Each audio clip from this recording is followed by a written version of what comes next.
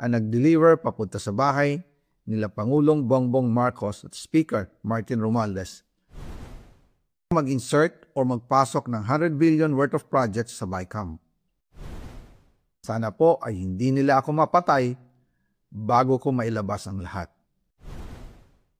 Ginawa ko lang ang utos sa akin, pero ngayon, handa na akong harapin ang lahat. Ginagamit ng administrasyon ang buong resources ng bansa para tumahimik ako. That he will shoot me if I will talk. Gagamitin ako bilang panakipbutas sa kanilang kampanya laban sa korupsyon. Hindi na ako mananahimik, ilalabas ko ang lahat ng katotohanan.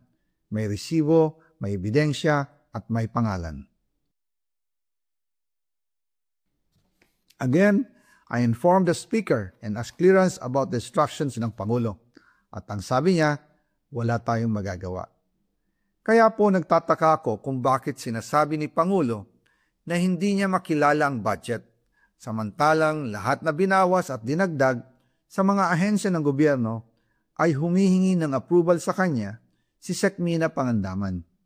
Bago namin ginawa o tinapos ni Senator Chis Escudero during the BICAM. Sinabi pa ni Sec. Mina, everything is cleared with the President. Basta importante, pasok ang pondo na request ng Pangulo. The following day, sinabi ni Sec. Mina, approve na si Presidente BBM sa lahat na binawasan na ahensya. Masaya na ang Pangulo dahil naipasok ang gusto niyang 100 billion insertion. Wala pong perang napunta sa akin.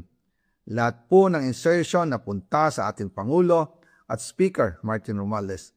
Ako lang at ang aking mga tao, sila Paul Estrada, Mark Tiksay, at ang aking mga security ang nag-deliver papunta sa bahay nila Pangulong Bongbong Marcos at Speaker Martin Romualdez sa North Forbes Park, South Forbes Park, hanggang sa Malacanang.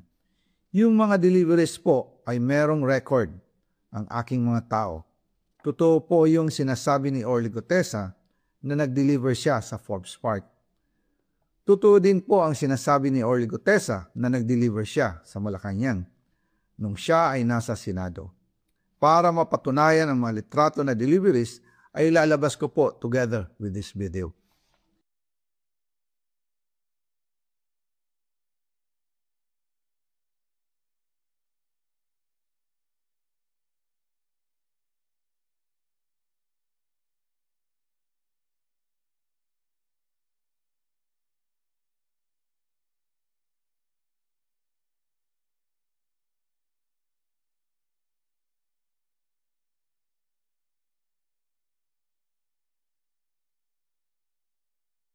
After po ng approval ng budget sa General Appropriations Act of 2025, nagtanong po ako sa DPWH kung magkano ang kailangan na ibigay sa Office of the President o ang SOP na bigayan. Ang sinagot sa akin ay 25%. Ang ibig sabihin nito, 25% ng 100 billion ang SOP na kailangan ibigay kay BBM mismo. In total, 25 billion ang napunta kay Pangulong Bongbong Marcos. Kaya ngayon ay hinahamon ko si Ombudsman Remulla kung seryoso talaga siya sa mga sinasabi niya sa kanyang press release na idadamay niya pati si Martin Romualdez kung magbibigay ako ng ebidensya. Patunayan niya ngayon ang pronouncement niya.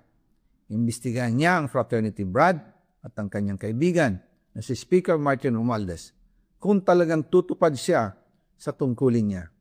Imbestigahan din niya si President Bongbong Marcos. Sabi nga ni BBM nung SONA, let's do it right at mahiya naman kayo, hindi po ba?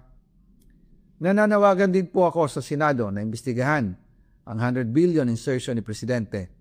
Alam ko po na hindi gagawin ni Ombudsman Remulla ang hamon ko. Pero magaling ang Senado sa imbestigasyon at ako ay naniniwala na dahil sa kanila, lalabas ang katotohanan.